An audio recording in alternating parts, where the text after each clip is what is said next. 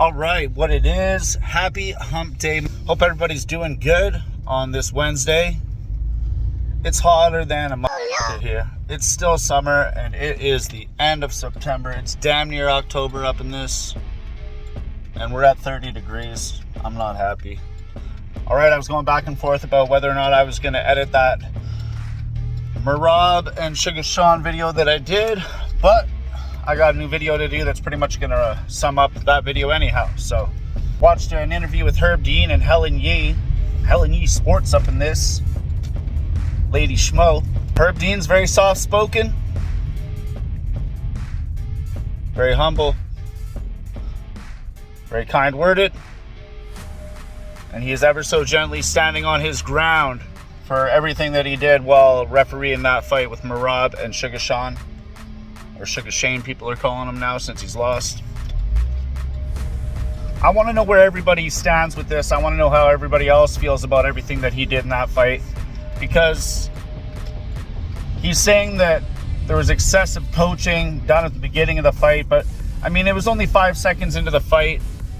Herb Dean's notorious for talking about storylines within the UFC media and internet and whatnot. But at the same time, he's calling excessive coaching 5 seconds into a fight because of something that was done directly similar in another fight. Whether or not he coached that fight or not is irrelevant. So I would call that over-refereeing is what I would call that. Where do you guys stand on that? Like, sure, there's a rule in the book for everything. You could point fingers all day. But that was a little early to jump in as a referee. And at the same time, as everybody's giving Tim Welch a hard time right now, hats off to fucking Tim Welch for being able to mindfuck everybody with his calls and his coaching. Whether he's just switching their names around or not, whether he's actually their fighter a little bit. Whatever it is, it worked, didn't it? It sure as fuck worked.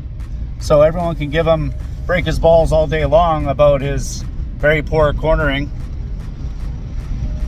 And that's fair. But at the same time, you got to admit he did something different there and it worked. So what do you guys think? Was that over coaching or over refereeing? Let me know in the comments. And then the kissing situation, whether it was the end of the second or the end of the third round, Marab says that he realized that he heard the 10-second notification and he realized that he didn't have enough time to finish the submission, the guillotine. So he said in his own words, he decided to show everybody who was daddy. I like that. That's fucking entertaining. That's funny. Like, Marab's a funny guy. Like, not all wrestlers are doing the funny shit that he's doing while he's fighting. So, Herb Dean gave him a hard time about that right away. And said that when he was asked about it by Helen Yee, he said that it's unsportsmanlike conduct. I don't know. Like I said, there's a lot of rules. You can like attach everything to anything. You know what I mean? I'm not sure how I feel about his reasoning for what he did. I know it's definitely not the first time Herb Dean's caught some controversy now, is it? But this was pretty severe. And then after he broke that up, when Sean O'Malley went to go possibly knock Marab out while there was still time on the clock, Herb Dean interjected and got involved and broke it up and interfered with the striking. That's not cool. That's over refereeing. So once again, I pull it up. I say we got to have some kind of a head octagon official that's overseeing everything at these large events. Those are just the facts. Big John McCarthy. Said it before, I'll say it again. He's the man for the job. Unsportsmanlike conduct, apparently, with the kissing on the back of the neck. Thought it was fucking hilarious. Then Herb Dean interfered with the fight directly while there was still time on the clock. And then the cherry on top is that when he was asked about telling the fighters to work in the last round, in the fifth round, Well, Merab was trying to coast a little bit, trying to showboat because he dominated, well, what he thought dominated the fight.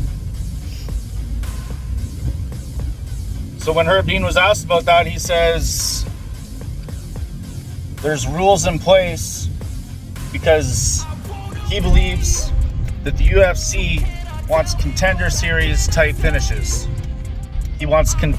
He figures they want contender series type fights, in his exact words. And he said, if that's not the goal, if that's not what we're looking for, then he says, tell somebody higher up to let me know. Because everybody knows how Dana White feels about knockouts and fights and fights that aren't spectacular, right? So there's a lot of bias going on, and at the end of the day, it seems like Herb Dean's just Dana White's little referee puppet boy. I'm a real boy. So let me know what you guys think about this. Herb Dean kind of bitched out on his explanation. Like I said, he ever so gingerly and gently stood on his ground. What do you guys think about all of his excuses? Give me a like, comment, and subscription. I'm fucking out of here.